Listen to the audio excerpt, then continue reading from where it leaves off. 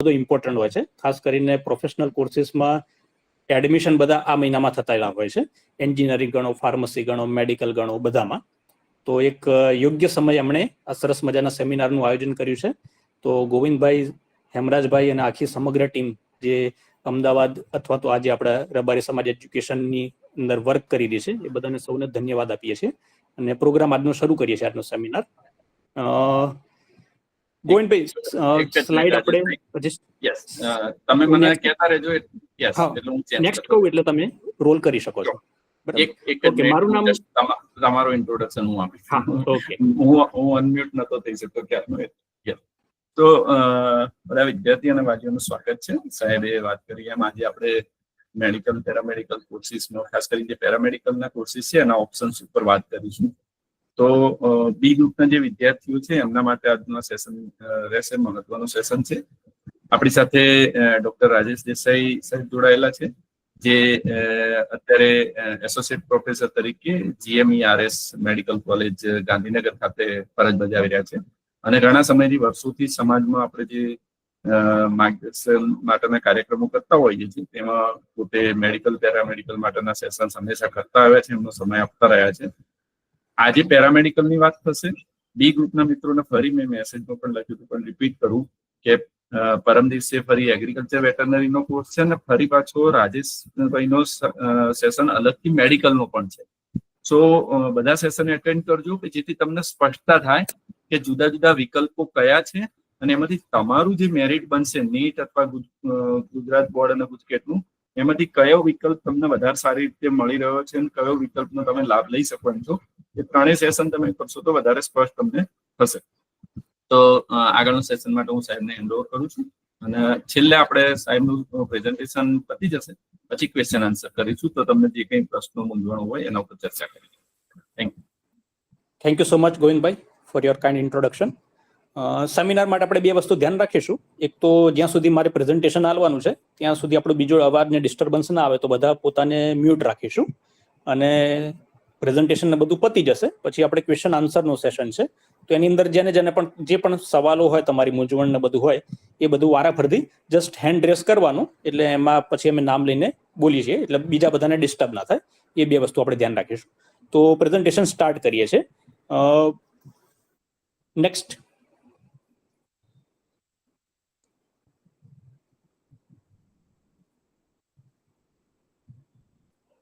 ગોવિંદભાઈ, આપણે next slide shift કરી શકીએ.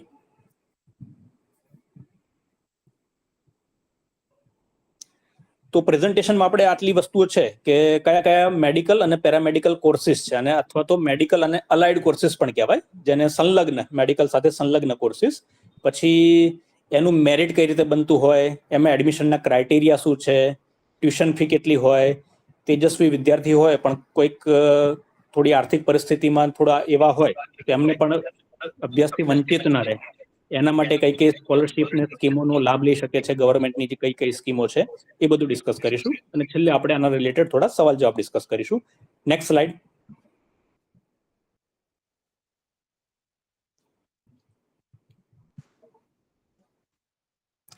તો મેડિકલ જે 12 સાયન્સનું પરિણામ આવી ચૂક્યું છે, બરાબર. હવે હજુ નીટનું પરિણામ આવવાનું બાકી છે. તો નીટનું પરિણામ આવે એટલે નીટ UGBS 4 કોર્સીસ હોય છે. એક MBBS, ડેન્ટલ, BAMS અને BHMS, બરાબર. આ 4 કોર્સીસ હોય છે જે નીટના પરિણામના આધારિત હોય છે. 4 પોપ્યુલર કોર્સીસ છે એટલે તમને મોટા ભાગે બધું ખ્યાલ હશે આના વિશે. જેમ કે MBBS છે એ આપણે એલોપેથિક જે સાયન્સ છે એના રિલેટેડ કોર્સ છે. MBBS ડોક્ટર આગળ જતા એ MS કે MD થતા હોય છે. બેચલર ઓફ ડેન્ટલ સર્જરી, જેને BDS કહેવાય, તો જે દાંત છે, પેઢા છે, એના જે રોગો હોય એના રિલેટેડ આ સાયન્સ છે, તો એને BDS કહેવાય. Homeopathic, bachelor of homeopathic medicine and surgery, BHMS જેને કહેવાય, એમાં દવાઓ ને બધું હોય એકદમ એને બહુ ડાયલ્યુટેડ ફોર્મમાં આપવામાં આવે, એની આડઅસરો ઓછી હોય અને એને મૂળથી કાઢવા માટે, રોગને મૂળથી કાઢવા માટેનો કોર્સ છે અને BHMS કહેવાય. એવી જ રીતે આપણું જે એન્શિયન્ટ સાયન્સ છે આયુર્વેદ, તો bachelor of Ayurveda medicine and surgery, જેને ટૂંકમાં BAMS કહેવાય, તો તો એ આયુર્વેદ રિલેટેડ એમાં ભણવાનું બધું આવે. તો આ 4 કોર્સીસ છે, એની એડમિશન પ્રક્રિયા નીટ યુજીનું પરિણામ આવે એના પછી થતી હોય. તો આપણે અત્યારે ડિસ્કસ નથી કરતા 4 કોર્સીસ, પણ જ્યારે આનું નીટનું પરિણામ આવી જશે એના પછી આના રિલેટેડ આપણે એક સેમિનાર કરીશું. Next slide.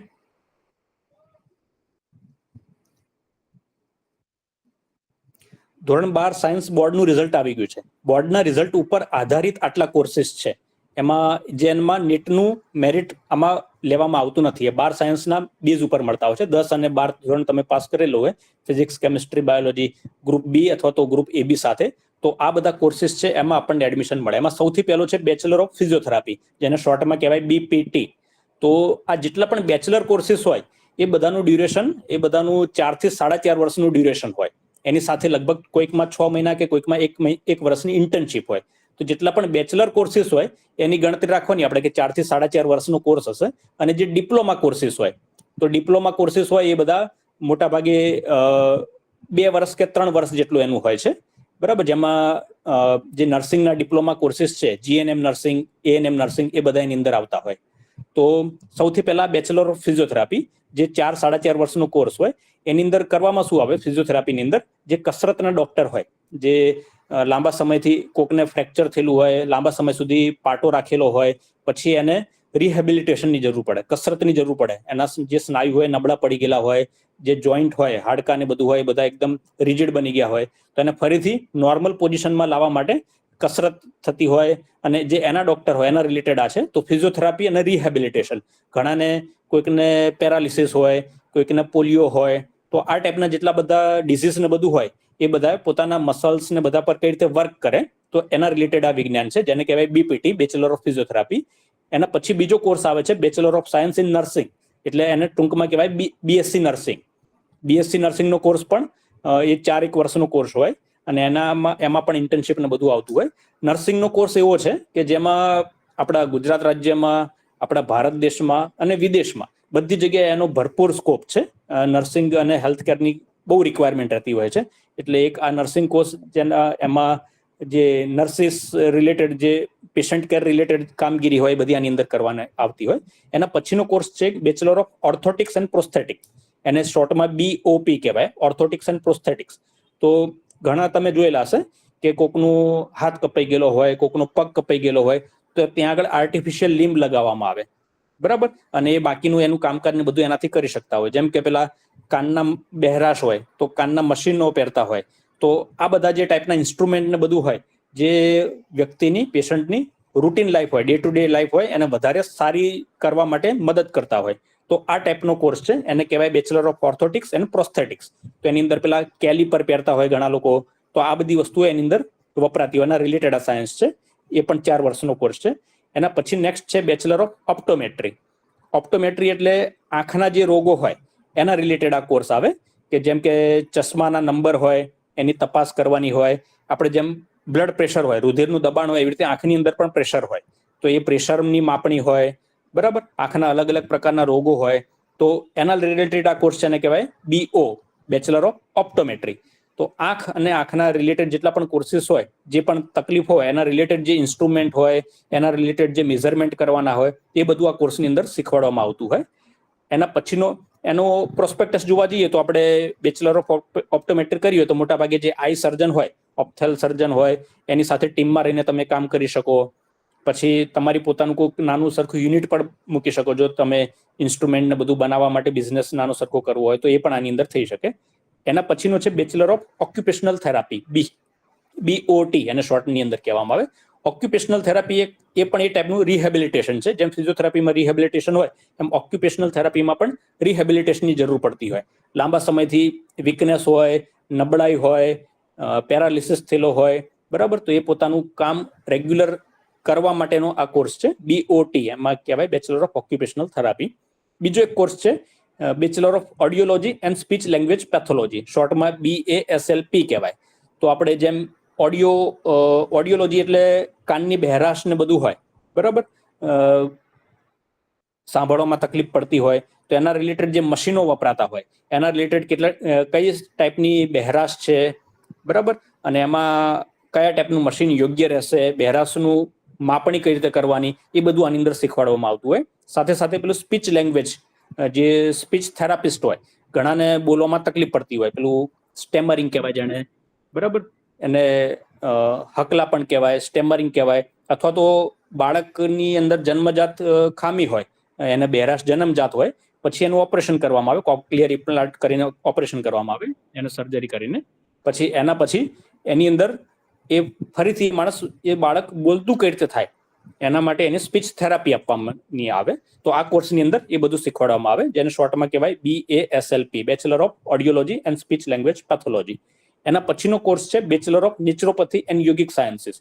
તો આપણું જે નેચરોપેથી છે, બરાબર, એના રિલેટેડ આ કોર્સ હોય કે આપણું જે એન્શિયન્ટ સાયન્સ છે, આયુર્વેદ છે, નેચરોપેથી છે, બરાબર, અથવા તો યોગા, સર્ટિફાઈડ યોગા કોર્સીસ પણ થતા હોય છે, એનો આ પ્રોફેશનલ કોર્સ છે. તો સર્ટિફાઈડ તમે યોગા ટીચર પણ બની શકો, અને યોગ આ રીતે હોલિસ્ટિક વેની અંદર પણ દર્દીની કઈ રીતે સારવાર ને બધું થઈ શકે એ બધું આની અંદર શીખવાડવામાં આવતું હોય છે. Bachelor of medical lab technician વાળો કોર્સ આની અંદર આવતો નથી, એની અલગ એડમિશન કમિટી હોય છે.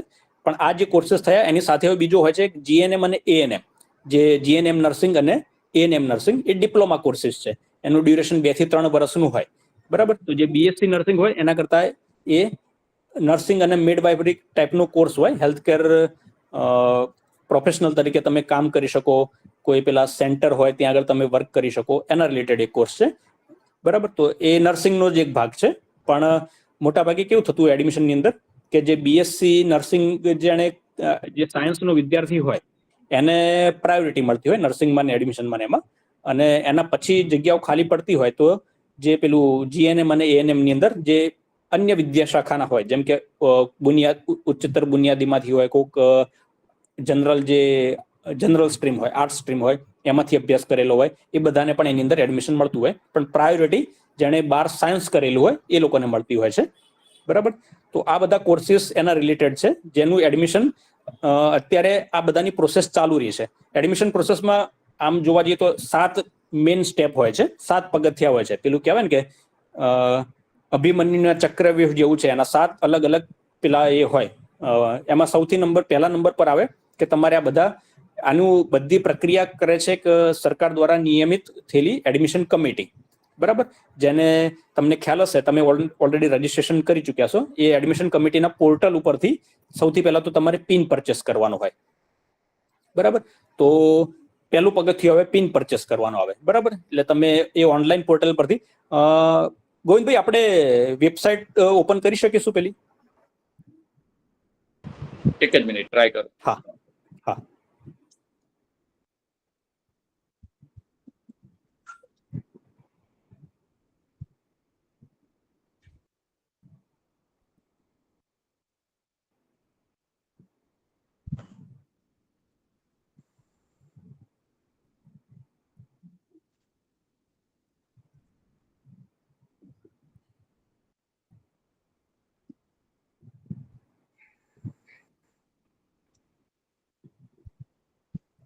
દેખાય છે ને? આ એડમિશન કમિટી, યસ, વિઝિબલ છે. Thank you Govindbhai. આપણી આ એડમિશન કમિટીની વેબસાઇટ છે, બરાબર, admission committee four professional medical educational courses. તો જે પણ તમારે ઓથેન્ટિક માહિતી જે પણ જોઈતી હોય, આ જે વેબસાઇટ છે, આ પોર્ટલ છે, એ સરકાર દ્વારા બનાવેલું છે. એટલે આની ઉપરથી જ બધી વસ્તુ જોવાની. કોઈ એજન્ટ ગમે તે કે બીજા કોઈ ગમે તે કે એની પર ભરોસો નહીં રાખવાનો. અહીંયા જે આવશે બધી વસ્તુ ઓથેન્ટિક હશે, બરાબર. તો આ વેબસાઇટ છે, એની અંદર આપણે જોઈએ છીએ કે મેડિકલ છે, ડેન્ટલ છે, પોસ્ટ ગ્રેજ્યુએશન છે, અંડર ગ્રેજ્યુએશન છે, અલગ અલગ ટાઈપના કોર્સિસ છે. હવે એની અંદર આપણે જે જોઈએ કે BPT BSc નર્સિંગ, એને ઓપન કરીએ, આપણે ક્લિક કરી શકાશે, બરાબર. તો આ વસ્તુ આવી. આની અંદરથી તમારે સૌથી પહેલા આવે તમારે પિન પરચેસ કરવાનું, બરાબર. ઓનલાઈન તમે પિન પરચેસ કરી શકો. પછી એના પછી આવે તમે પિન પરચેસ કરો, એના પછી તમારે રજીસ્ટ્રેશન કરવાનું આવે. તો રજીસ્ટ્રેશનની અંદર આપણે જે ડોક્યુમેન્ટ ને બધું હોય એ બધું અપલોડ કરવાનું આવે. જેમ કે આપણી માર્કશીટો હોય, આપણે લિવિંગ સર્ટિફિકેટ હોય, આપણી કેટેગરી હોય, કાસ્ટ હોય એનું સર્ટિફિકેટ હોય, બરાબર, આપણું સ્કૂલ લિવિંગ હોય, જાતિનો દાખલો હોય, એ બધા આની ઉપર અપલોડ કરવાના આવશે. તો એ સ્ટેપ નંબર 2 થયું, બરાબર. સ્ટેપ નંબર 3, જેની અંદર તમારે જેટલા પણ તમે ડોક્યુમેન્ટ અપલોડ કરેલા છે એ આપણું તમારા આખા ગુજરાતના લગભગ 60-70 જેટલા હેલ્પ સેન્ટર બનાવેલા હોય. તો એ હેલ્પ સેન્ટર ઉપર તમારે ફિઝિકલી જવાનું થાય અને જે પણ ડોક્યુમેન્ટ તમે અપલોડ કરેલા છે એનું ઓરિજિનલ ડોક્યુમેન્ટ સાથે ખરાઈ થાય. એને કહેવાય ત્રીજું સ્ટેપ છે ડોક્યુમેન્ટ વેરિફિકેશન. બરાબર. તો અત્યારે આ 3 પ્રોસેસ ચાલુ છે. ઓનલાઈન પિન પરચેસ ચાલુ છે, ડોક્યુમેન્ટ તમે રજીસ્ટ્રેશન કરો છો, અપલોડ કરી શકો છો, અને હેલ્પ સેન્ટર ઉપર તમે ડોક્યુમેન્ટ વેરીફાઈ કરાવી શકો છો. ત્યાં તમારે ઓરિજિનલ ડોક્યુમેન્ટ સાથે તમે જે સબમિટ કરેલા છે ડોક્યુમેન્ટ ઝેરોક્સ એનું વેરિફિકેશન કરવાનું. ઓરિજિનલ ત્યાં જમા નથી કરવાના હોતા. તમારે ખાલી ઓરિજિનલ સાથે વેરીફાઈ કરાવીને ઓરિજિનલ પાછા પોતાની પાસે લઈ લેવાના હોય. તો આ ત્રીજું સ્ટેપ છે. તો આ 3 પ્રોસેસમાં તમે અત્યારે પાસ થઈ ગયા છો. આગળ બીજા જે 4 સ્ટેપ છે એની વિશે તમને ખ્યાલ નથી, તો એના વિશે આપણે ગાઈડ કરી દઈએ. કે ચોથો નંબર, સ્ટેપ નંબર 4 આવે, એ આવે કે preparation of merit list.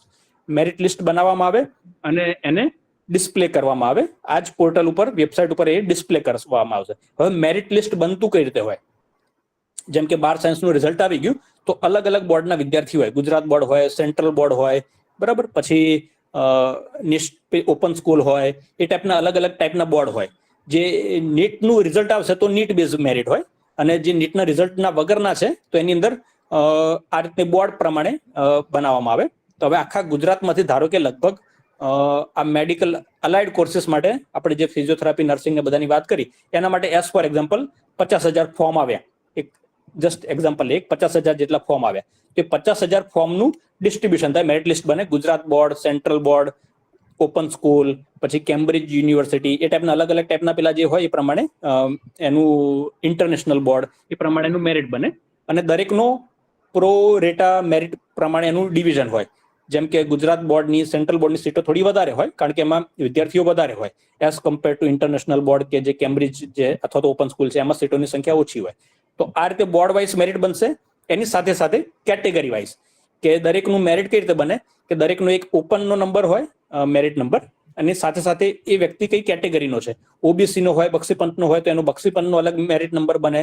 A SC કે એસટી કાસ્ટનો હોય તો એનો અલગ મેરિટ નંબર બને. એ ઈડબ્લ્યુએસમાં આવતો હોય તો એનો અલગ મેરિટ નંબર બને. એ પર્સન વિથ ડિસેબિલિટી હોય તો એનું અલગ મેરિટ બને. તો આ રીતે અલગ અલગ ટાઈપનું મેરિટ બનતું હોય. તો દરેકનો એક ઓપન મેરિટ નંબર હોય અને બીજો કેટેગરી વાઇઝ મેરિટ નંબર હોય. તો આ રીતે મેરિટ બનતું હોય અને પછી વેબસાઇટ ઉપર ડિસ્પ્લે થતું હોય. અને પછી 2-3 દિવસનો સમય મળતો હોય કે કોઈકને એની અંદર કંઈક ક્વેરી હોય તો ડોક્યુમેન્ટ જમા કરાવવાના હોય, અને પછી મેરિટ રિવાઇઝ થતું હોય. તો આ થઈ ચોથું step, preparation of merit list. Merit આ રીતે બનતું હોય. એના પછીનું સ્ટેપ આવે કે તમારે હવે ચોઇસ ફિલિંગ કરવાની છે. તમારે હવે એડમિશન માટે જે કોર્સની અંદર એડમિશન લેવા છે એના માટે ચોઇસ ફિલિંગ કરવાની હોય.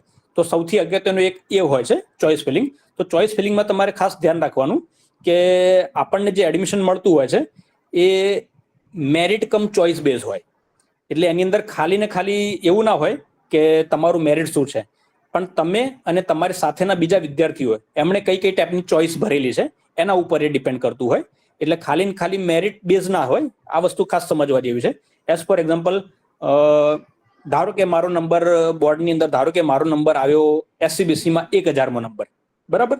હવે એસસીબીસીમાં 1000મો નંબર આવ્યો અને મેં ચોઇસ ભરવાની સ્ટાર્ટ કરી. ધારો કે હું મેડિકલની ચોઇસો ભરું છું, બરાબર, મેડિકલ કોલેજની ચોઇસો ભરું છું. હવે સૌથી પહેલા મેડિકલમાં એડમિશન બીજે મેડિકલ કોલેજ છે, જે સરકારી મેડિકલ કોલેજ, સૌથી પહેલા એમાં ભરાતું હોય, બરાબર. હવે હું એવું એઝ્યુમ કરું છું કે 1000મો નંબર છે બક્ષીપંથનો મારો, તો બીજે મેડિકલમાં તો મને એડમિશન મળે જ નહીં, બરાબર. તો હું બીજે મેડિકલ મારી ચોઇસમાં ભરતો નથી. હવે સાથે સાથે મારા જેવું વિચારવાળા બીજા પણ ઘણા બધા વિદ્યાર્થીઓ છે, બરાબર. ધારો કે 999, મારી આગળ બીજા 999 વિદ્યાર્થીઓ છે. એ પણ એવું વિચારે છે કે અમુક લોકો વિચારે છે કે બીજે મેડિકલમાં મળશે તો એ ભરે, ને અમુક વિચારે કે બીજે મેડિકલમાં નથી મળવાનું તો ના ભરે, બરાબર. હવે એવું ઘણા બધાએ વિચાર્યું અને 1000મો એકનો નંબર છે જેનો, મારા પછીનો જેનો, એ વિદ્યાર્થી એવું વિચારે છે કે ના, મારે જે જગ્યાએ ભણવું છે, આ કોલેજમાં મારે એડમિશન મળે તો મારે ત્યાં આગળ ભણવું છે અને હું ત્યાં આગળ ભણીશ, એવું વિચારીને કરતા હોય, બરાબર. તો એ બીજે મેડિકલથી ચાલુ કરશે. તો એવું શક્ય છે કે મારા પછી વાળો જે નંબર છે એને બીજે મેડિકલ કોલેજ મળે, ભલે એના મારા કરતા માર્ક ઓછા હોય, પણ મને બીજે મેડિકલ કોલેજમાં એડમિશન ના મળે, કારણ કે મેં ચોઇસમાં નથી મૂક્યું. તો ખાસ વસ્તુ આ સમજવા જેવી છે.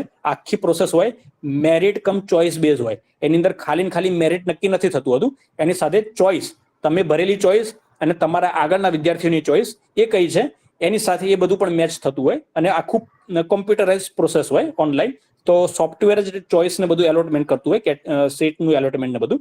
તો આ વસ્તુ ખાસ તમારે ધ્યાન રાખવાની, બરાબર. આ વસ્તુ સમજવા જેવી છે. મેરિટ કમ ચોઇસ બેઝ છે. હવે એના પછીનું નેક્સ્ટ સ્ટેપ આવે ચોઇસ ફિલિંગ ને મેં બધું કરી દીધું, એટલે સોફ્ટવેર મને હા સર.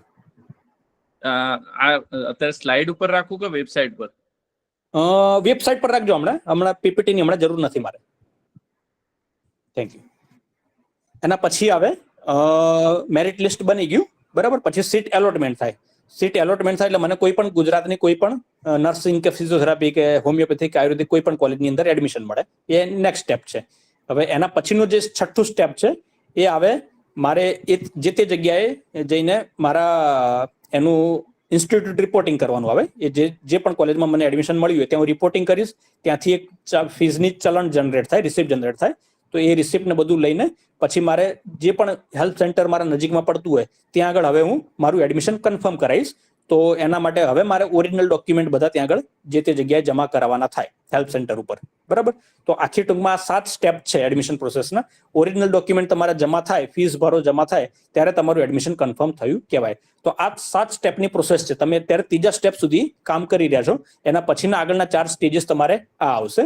હવે આપણે વેબસાઇટની વાત કરતા હતા, તો આપણા જે કોર્સિસ છે એની અંદર આમાં એલિજિબિલિટી શું છે. હવે આ વેબસાઇટ જે છે ને એ આપણે કેરિયર માટે ઘણું મહત્વનો સમય અત્યારે ચાલી રહ્યો છે. તો સવાર, બપોર, સાંજ, દિવસમાં 3 ટાઈમ આ વેબસાઇટ એક્સેસ કરતા રહેવાની અને ટેવ પાડવાની, જ્યાં સુધી આપણે એડમિશન કન્ફર્મ ના. આખી પ્રોસેસ આમાં થશે. તમારે ફી પણ આમાં ભરાશે, તમારે ફીનું કંઈક રિફંડ થતું હોય એ પણ આમાં ભરાશે.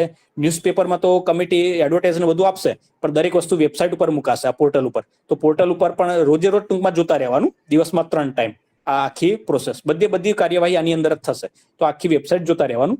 હવે આની અંદર આપણે જે કોર્સિસ છે તો એની એલિજિબિલિટીમાં જે આપણો પોઈન્ટ નંબર છે, વિવિધ અભ્યાસક્રમ માટે એલિજિબિલિટી ક્રાઇટેરિયા, એ ઓપન કરીશું.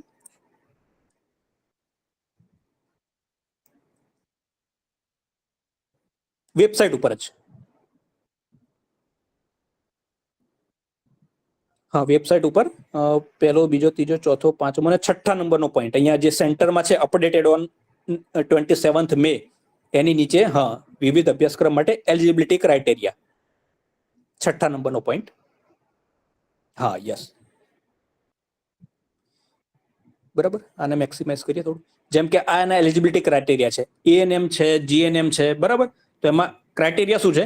એક તો પહેલા તો બોર્ડ, એસએસસી બોર્ડ, એચએસસી બોર્ડની પરીક્ષા પાસ કરી લેવી જોઈએ આ વર્ષે, બરાબર.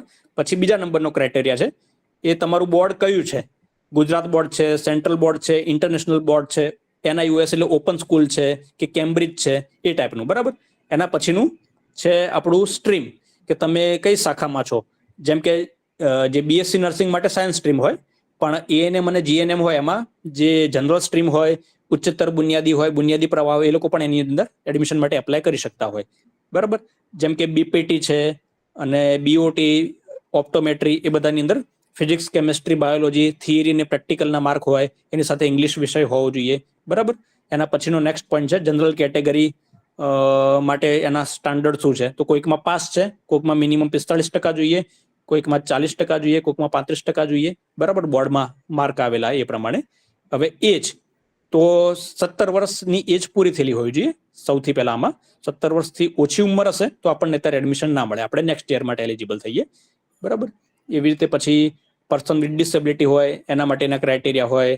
આપણી નેશનાલિટી ભારતીય નાગરિક હોવા જોઈએ. આ બધા એના ક્રાઇટેરિયા છે એડમિશનના, બરાબર. તો આ બધા ક્રાઇટેરિયા ફૂલફિલ કરીએ આપણે, એના પછી એટલે આ એલિજિબિલિટી ક્રાઇટેરિયા થાય. આનો મતલબ એવું નથી કે આપણને એડમિશન મળી ગયું એટલે ફૂલફિલ થાય એટલે, પણ આનાથી આપણે એલિજિબલ થયા પછી આપણને એડમિશન મળશે આપણા એ બોર્ડના મેરિટ પ્રમાણે, આપણી કેટેગરીના મેરિટ પ્રમાણે. ઓકે, આને ક્લોઝ કરી દઈએ હવે, બરાબર. હવે આપણને થાય કે કોલેજોની વિગતોને બધું ક્યાંથી મળશે. તો આ જે લેફ્ટ સાઈડની જે લોગિન ને બધું જે છે એ કેન્ડિડેટ લોગિન ને બધું આ તમારે તમારું પિનને પરચેસ કરશો ત્યારે આવશે. લેફ્ટ સાઈડ ઉપર છે આપણું કે BSc નર્સિંગ સરકારી સંસ્થાઓની યાદી, એને ઓપન કરીશું. તો આ શું છે કે જે નર્સિંગની અંદર કેટલી ગવર્મેન્ટ નર્સિંગ કોલેજો છે, બરાબર. એ કોલેજ એ કઈ યુનિવર્સિટીમાં આવેલી છે, બરાબર, કયા શહેરમાં આવેલી છે, કયા સિટીમાં આવેલી છે, એમાં ફીસનું ધોરણ શું છે.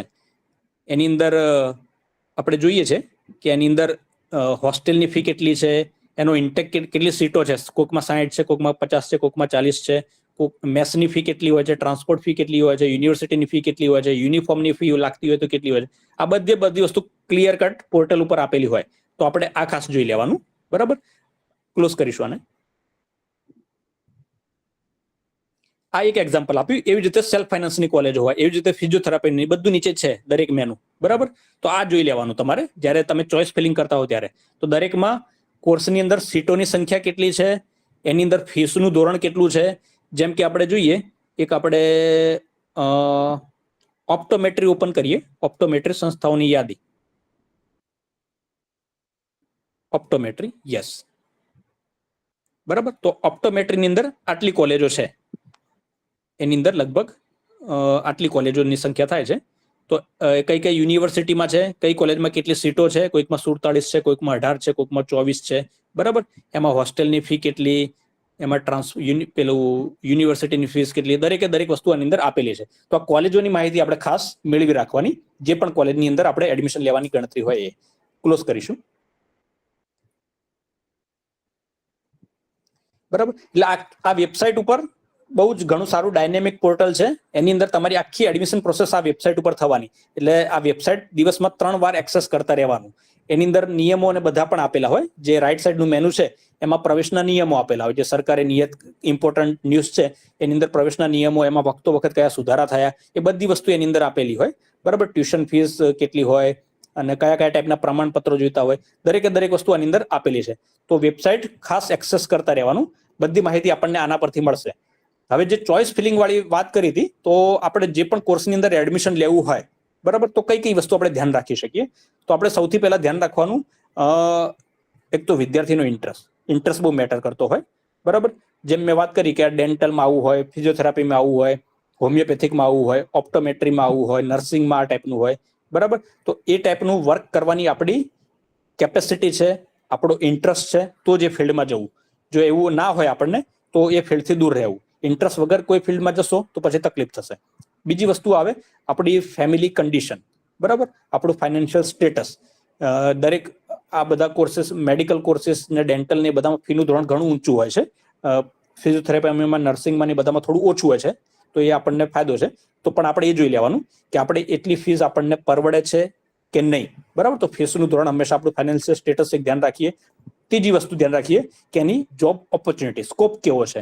બરાબર, જેમ કે ફિઝિયોથેરાપીનો કોર્સ છે, તો ફિઝિયોથેરાપીના કોર્સની અંદર ગવર્મેન્ટમાં સ્કોપ નથી. એટલી બધી ગવર્મેન્ટની જોબ ને બધું એમાં આવતું નથી, બહુ લિમિટેડ સ્કોપ છે. પણ એમાં તમે પોતાનું સ્વતંત્ર એક યુનિટ બનાવી શકો, અથવા તો બીજી જે કોર્પોરેટ હોસ્પિટલો, બધી મોટી હોસ્પિટલ હોય એની અંદર એઝ અ ફિઝિયોથેરાપિસ્ટ તમે વર્ક કરી શકો. અથવા તો તમે પોતાના પેલા એ ઉપર જે વિઝિટ કરતા હોય એ રીતે ફિઝિયોથેરાપિસ્ટ ડોક્ટર તરીકે વર્ક કરી શકો. આ બધા એના સ્કોપ કહેવાય. બરાબર, જેમ કે બીજો કોર્સ છે નર્સિંગનો કોર્સ.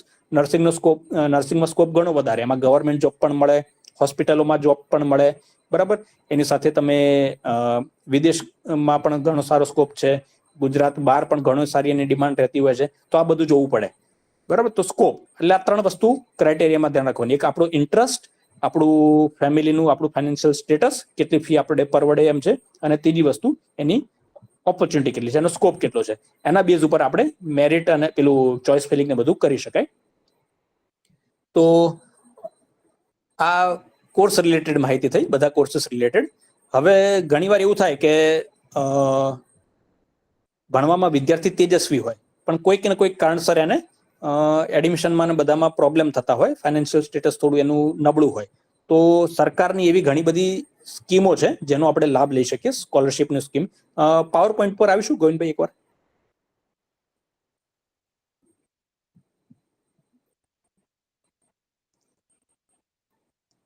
હા, એની અંદર નેક્સ્ટ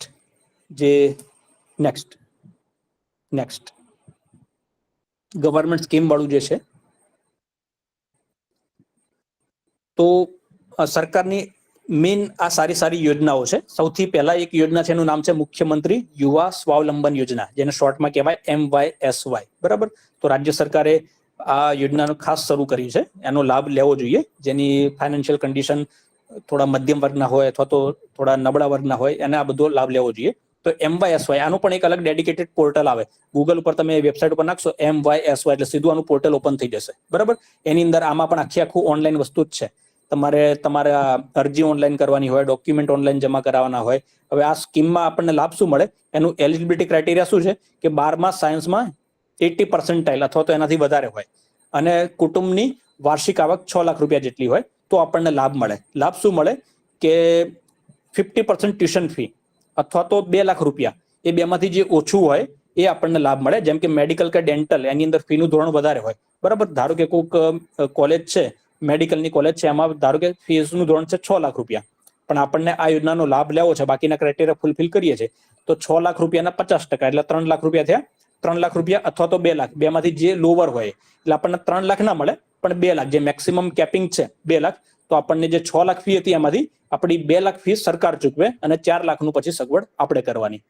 ફિઝિયોથેરાપી ને નર્સિંગ ને બધું હોય એની અંદર આ એમાઉન્ટ ઓછી હોય છે, એમાં 50% ટ્યુશન ફી અથવા તો 50,000 રૂપિયા, બેમાંથી જે ઓછું હોય, બરાબર. એટલે ધારો કે કોઈક કોલેજની ફી લાખ રૂપિયા હોય, તો લાખ રૂપિયા હોય આપણી નર્સિંગ કે ફિઝિયોથેરાપી કે કોઈ કોલેજની ફી, તેમાંથી 50% ફી એટલે આપણા 50,000 રૂપિયા એ આપણને સરકાર આપે અને 50,000 રૂપિયાની સગવડ આપણે કરવાની હોય. એની સાથે સાથે સ્ટેશનરી એલાઉન્સ હોય, સાધન સહાય હોય, પુસ્તક સહાય હોય, બરાબર. એની સાથે સાથે જે કોઈક વિદ્યાર્થી બહાર ભણતા હોય તો એને મેસનો ખર્ચો થાય, જમવાનો ખર્ચો થાય, બરાબર. તો ટ્રાન્સપોર્ટનો ખર્ચો થાય, એ બધું પણ મળતું હોય કે 5,000 કે 10,000 રૂપિયા એના પણ મળતા હોય, મેસનું બિલ ને બધું. તો અને આ બધા માટે વિદ્યાર્થીનું પોતાનું એક બેંક એકાઉન્ટ બનતું હોય અને એના બેંક એકાઉન્ટમાં જ આવતું હોય. તો વિદ્યાર્થીનો જ્યારે 4 વર્ષનો કોર્સ ને બધું થાય તો દરેક વખતે એને દર સાલ એ આની અંદર રિન્યુ કરી શકે અને એની અંદર એના બેંક એકાઉન્ટની અંદર જ આ બધા પૈસા, એની સહાય ને બધું આવતું હોય. બીજી એક સ્કીમ છે મુખ્યમંત્રી કન્યા કેળવણી નિધિ યોજના. તો આની અંદર કેવું હોય કે જે ખાસ કરીને વિદ્યાર્થીનીઓ છે, કન્યાઓ છે, એના માટેનું આ છે. તો એની અંદર જે પેલી મેક્સિમમ 2 લાખની કેપિંગ હતી ને, એ વધીને અહીંયા અપ ટુ 6 લાખ થાય, બરાબર. એટલે કોઈ આ ક્રાઇટેરિયા ફૂલફિલ કરતા હોય, 80% હોય અને 12 સાયન્સ સ્ટ્રીમમાં નીટમાં સારો સ્કોર હોય અને કુટુંબની આવક 6 લાખ રૂપિયા અથવા તો એના કરતા ઓછી હોય, તો એ એવી વિદ્યાર્થીનીઓ હોય છે, એને બાળકો જે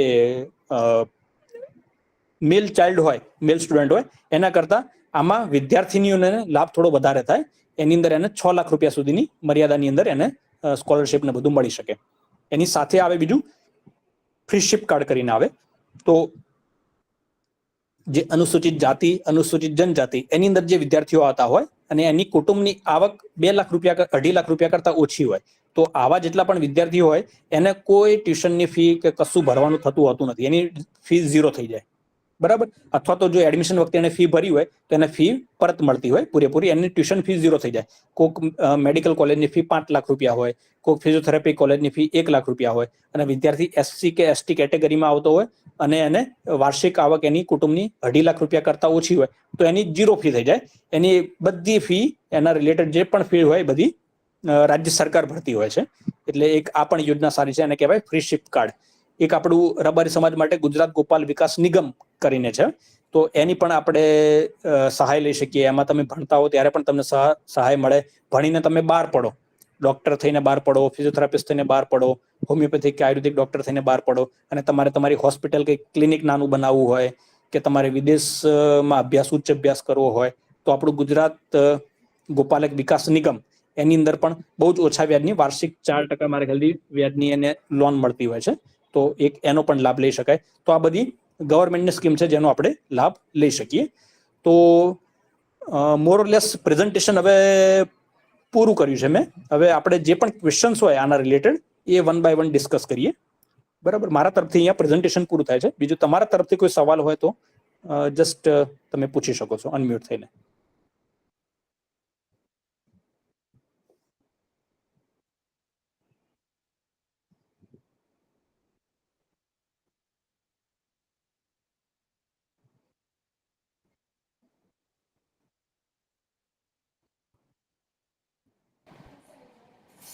હાજી સર, નમસ્તે સર. હા નમસ્તે, પૂછો સર. મેડિકલ MBBS ની અંદર આપણે ચોઇસ ફિલિંગમાં બધી કરી શકીએ કે અમુક જ કરી શકીએ? કોઈ એવો ચોઇસ નિયમ ફિલિંગ ખરો? માટે અનલિમિટેડ હોય છે. ચોઇસ ફિલિંગમાં કોઈ રેસ્ટ્રિક્શન હોતું નથી, અનલિમિટેડ ચોઇસ હોય. આપણી કેપેસિટી એટલી ચોઇસ ભરવાની. મેં આગળ પણ કહ્યું કે આખી પ્રોસેસ હોય છે મેરિટ કમ ચોઇસ બેઝ, બરાબર. જી સર. એનો મતલબ એવો થયો. જી સર. હા, એમાં આપણે બિલકુલ આળસ નહીં ખાવાની. 100 ચોઈસ કે 150 ચોઈસ કે 200 ચોઈસ એવું નહીં રાખવાનું. જે પણ કોલેજ ચોઈસ ફિલિંગમાં ધ્યાન નહીં રાખવાનું કે જે તે કોલેજમાં એડમિશન મળે. ધારો કે મને બરાબર, ધારો કે બીજે મેડિકલ કોલેજ છે અમદાવાદની, એમાં મને એડમિશન મળે તો મારી ભણવાની ગણતરી ખરી. ધારો કે એક ગોધરાવાળી મેડિકલ કોલેજ છે, બરાબર, ધારો કે એક કરમસદની અંદર મેડિકલ કોલેજ છે, ધારો કે એક નડિયાદની અંદર મેડિકલ કોલેજ છે, ધારો કે એક વલસાડની અંદર મેડિકલ કોલેજ છે. તો આ જે જગ્યાએ, અને એના દરેકમાં 3 ટાઈપના કોટા હોય, ગવર્મેન્ટ સીટ હોય, મેનેજમેન્ટ સીટ હોય, એનઆરઆઈ સીટ હોય, બરાબર. તો એ જે તે કોટામાં આપણને એડમિશન મળે, બરાબર, તો મારે એ જગ્યાએ જવાની ગણતરી ખરી. જો જવાની ગણતરી હોય તો મારે એ ચોઈસમાં નાખવાની. ચોઈસ ઉપર કોઈ રેસ્ટ્રિક્શન હોતું નથી, અનલિમિટેડ ચોઈસ છે, જેટલી ભરવી હોય તમે ભરી શકો. જી સર.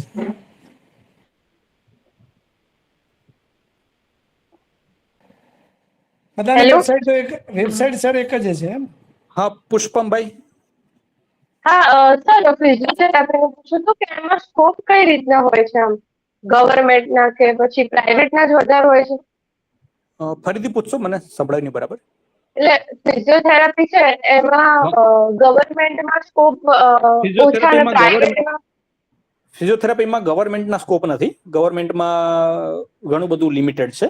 ઓલરેડી જેટલી પણ જગ્યાઓ છે લગભગ બધી ભરાઈ ચૂકી છે, અને કોલેજો વધી છે, સીટો પણ વધી છે, એટલે ગવર્મેન્ટ સ્કોપ નથી. પણ બધી મોટી હોસ્પિટલો હોય એ બધામાં ફિઝિયોથેરાપિસ્ટની રિક્વાયરમેન્ટ રહેતી હોય છે. એની સાથે સાથે ફિઝિયોથેરાપિસ્ટ હોય ને મોટાભાગે પોતાની રીતે ઇન્ડિપેન્ડન્ટ વર્ક કરતા હોય, કાં તો કોઈક ડોક્ટરની સાથે વર્ક કરતા હોય, કાં તો પોતાની રીતે એની ટીમમાં વર્ક કરતા હોય, અથવા તો એની હોમ વિઝિટ ને બધું કરીને વર્ક કરતા હોય. એટલે આપણે ઇન્ડિપેન્ડન્ટલી વર્ક કરી શકાય. એની અંદર કોઈ ગવર્મેન્ટ જોબની પોસિબિલિટી ઓછી, પણ મોટી કોર્પોરેટ હોસ્પિટલમાં જોબની શક્યતા ખરી, અને સાથે સાથે કોઈક ડોક્ટરની ટીમમાં પણ કામ કરવાની એ સ્કોપ ખરો. ઓકે.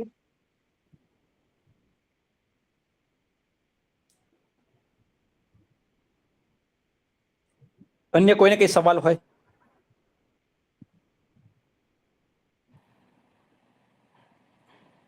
સર, હાલ ગવર્મેન્ટ કોટામાં જીએમઆરએસમાં કેટલી ફીસ હોય છે? જીએમઆરએસ ની અંદર ફીનું ધોરણ છે ને અત્યારે 3.75 લાખ જેટલું ગવર્મેન્ટ કોટામાં છે, બરાબર. આ વખતે હમણાં ફીસનું જે આપણી વેબસાઇટ આવશે, મેડિકલ એડમિશન સ્ટાર્ટ થશે એટલે વેબસાઇટ ઉપર એ મૂકી જશે કે જીએમઆરએસમાં ગવર્મેન્ટની જે કોલેજો હોય એની અંદર ફીનું ધોરણ 25,000 રૂપિયા હોય. જીએમઆરએસમાં ગ્રાન્ટ ઇન એડ કાઇન્ડ જેવું કહેવાય છે, સોસાયટી સરકાર અંદર, પણ એનું ફીનું ધોરણ વધારે છે. તો લગભગ 3.75 ની આસપાસ અથવા તો 4 લાખની આસપાસ ગણતરી રખાય. 4 લાખની આસપાસ એમબીબીએસમાં ગવર્મેન્ટ કોટામાં ફીનું ધોરણ હોય છે. જી જી. એનાથી વધારે આવે મેનેજમેન્ટ કોટા, એનાથી વધારે આવે એનઆરઆઈ કોટા. હા, એટલે મેનેજમેન્ટ કોટામાં તો કેટલું હોય છે જીએમઆરએસમાં? એમાં લગભગ 12 લાખ જેટલું થાય વાર્ષિક. જી જી સર. જે એનઆરઆઈ કોટા ભરાય નહીં એટલે મેનેજમેન્ટમાં કન્વર્ટ થઈ જાય ને સર? હા, એનઆરઆઈ કોટા ભરાય નહીં, એ સીટો મેનેજમેન્ટ કોટામાં કન્વર્ટ થાય. મેનેજમેન્ટ કોટા પણ ના ભરાય, એ સીટો બધી ગવર્મેન્ટ કોટામાં કન્વર્ટ થાય. એટલે ચોઇસ ફિલિંગમાં આપણે જે ક્રમ આપવાનો થાય, આપણો પહેલો ક્રમ જે નજીક હોય એ આપવાનો થાય.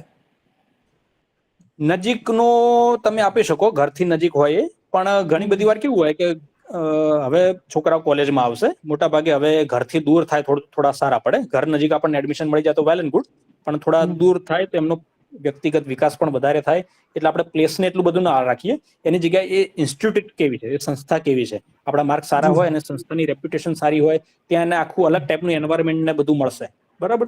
તો એ જે સારી જગ્યાએથી કરેલું હોય ને જે પણ ગ્રેજ્યુએશન, તો એ છેલ્લે બહુ કામ આવતું હોય છે. એટલે ઘરથી નજીક કરતા ઇન્સ્ટિટ્યૂટની રેપ્યુટેશન કેવી છે, ત્યાં એક્સપોઝર કેવું છે, એ બધા ક્રાઇટેરિયા રખાય. તો એ જાણવા માટે સર એની કોઈ જાણવા માટે હવે એની અંદર તમે એક એ વસ્તુ કરી શકો કે આપણું મેં શરૂઆતમાં વેબસાઇટ આપણે શેર કરી હતી, એ પોર્ટલ ઉપર મેડિકલની અંદર યુજીમાં જવાનું.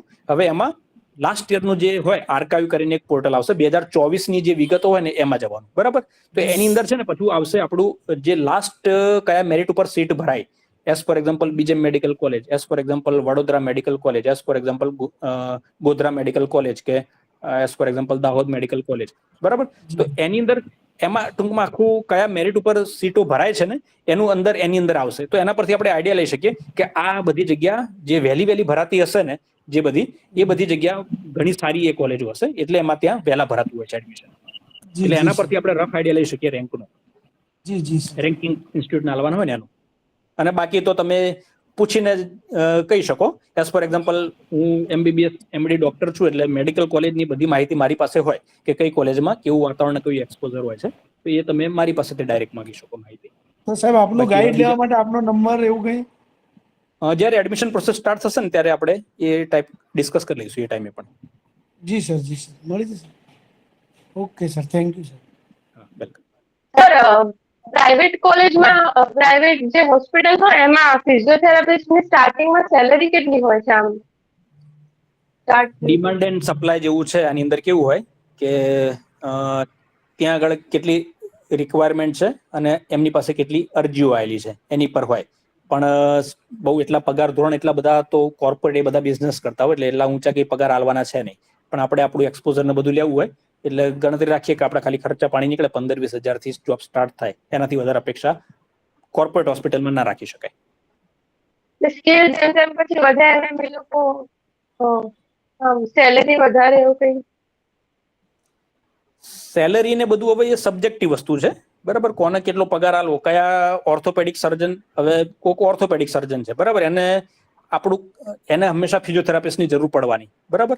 એને ડોક્ટર તો ઓપરેશન કરીને છૂટો થઈ જશે, પછી એને જે ઓપરેશન કરેલું છે એને ફિઝિયોથેરાપિસ્ટ એને રિહેબિલિટેશનમાં લાવવાનો, એનો હાથ હોય કે પગ હોય કે શરીરનો ગમે તે અંગ હોય, બરાબર. તો આખું હવે એ ફિઝિયોથેરાપિસ્ટ ઉપર ડિપેન્ડ છે. હવે જો એમાં રિઝલ્ટ ના મળ્યું, એ ફિઝિયોથેરાપિસ્ટનું કામ ને બધું સારું નહીં હોય તો એને રિઝલ્ટ નહીં મળવાનું, અલ્ટિમેટલી એનો બ્લેમ ડોક્ટર ઉપર આવવાનો, એની પ્રેક્ટિસ ઉપર થવાનું, બરાબર. પણ એની જગ્યાએ સારો સ્કિલફુલ ફિઝિયોથેરાપિસ્ટ હશે, બરાબર, તો ડોક્ટર એનો મોઢે માગ્યો પગાર આપે. આ ટાઈપનું હોય બધું. ઓપન માર્કેટ છે, બરાબર. એના વગર ચાલે એવું જ ના હોય કે આના જેટલું ડેડિકેશન, આના જેટલી સ્કિલ મને બીજા ફિઝિયોથેરાપિસ્ટમાં નથી મળતી, આપણી ડોક્ટર સાથે રેપ્યુટેશન બધું સારું છે ને આપણું કામ સારું ગમ્યું છે, તો એ મેક્સિમમ પગાર આલવાનો. ફિઝિયોથેરાપિસ્ટને ઘણા લાખ રૂપિયા પગાર સુધી એ પણ આપતા હોય છે, બરાબર. એટલે એ ટૂંકમાં આપણી સ્કિલ, આપણી કેપેસિટી, આપણી ડેડિકેશન અને સામેવાળાની ગરજ એની પર ડિપેન્ડ રહે.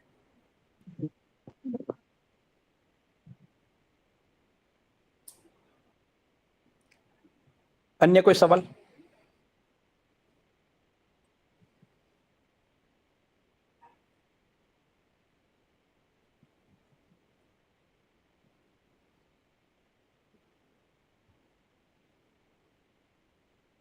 બીજા કોઈને કંઈ પૂછવું હોય તો, કોઈ મૂંઝવણ ભરે સવાલ હોય? સર, એબ્રોડ MBBS માં MBBS માટે કે એબ્રોડમાં પીજી કરવા માટે? MBBS થયા પછી? MBBS.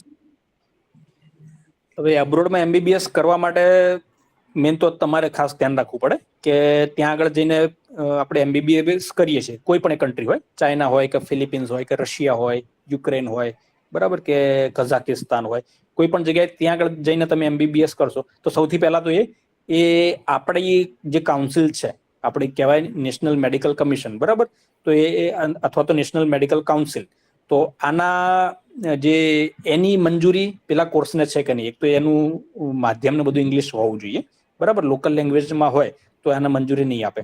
તો એ કોલેજનું લિસ્ટ એ આની અંદર મંજૂર થયેલું છે કે નહીં એ જોવું પડે, નહીતર પછી ફસાઈ જવાનું થાય. વધતા ત્યાંથી આપણે MBBS કરીને પાછા આપણે ધારો કે આપણા ભારત દેશમાં કે આપણા વતનમાં પ્રેક્ટિસ કરવી છે તો તમારે સીધી પ્રેક્ટિસ નહીં થાય. અહીં આગળ આવવા માટે એક ફોરેન મેડિકલ ગ્રેજ્યુએટ એક્ઝામિનેશન કરીને એક પરીક્ષા આવે, એ એન્ટ્રન્સ ટેસ્ટ ક્લિયર કરવી પડે. એ ક્લિયર કરો પછી જ અહીંયા આગળ તમને ઇન્ટર્નશિપ કરવા મળે અને પછી તમારું રજીસ્ટ્રેશન થાય. ત્યાં સુધી તમે ઓફિશિયલી પ્રેક્ટિસ ના કરી શકો. એટલે બે વસ્તુ છે.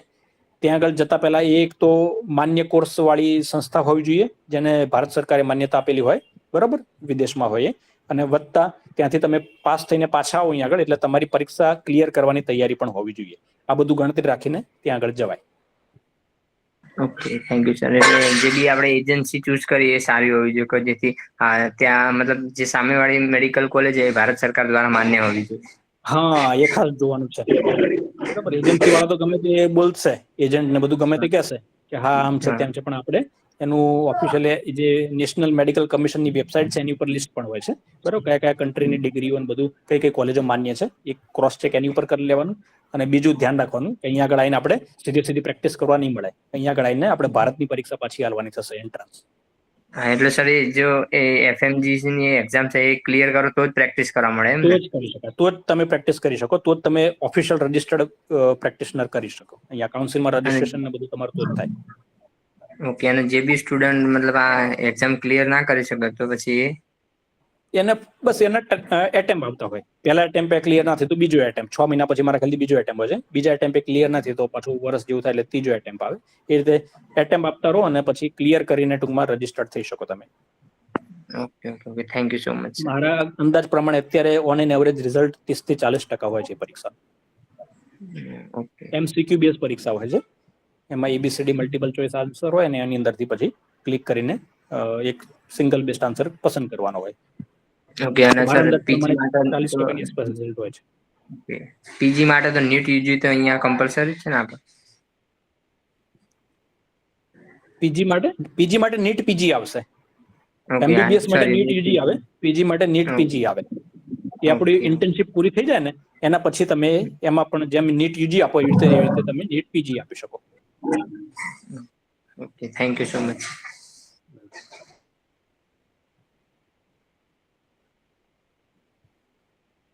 બીજા કોઈ વિદ્યાર્થી મિત્રોને કોઈ સવાલ હોય, વાલીને કોઈ પૂછવું હોય કે માર્ગદર્શન જોઈતું હોય?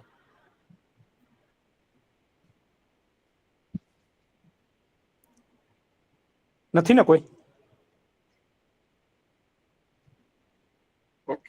ગોવિંદભાઈ, આપણે હવે સેમિનાર પૂરો કરીએ.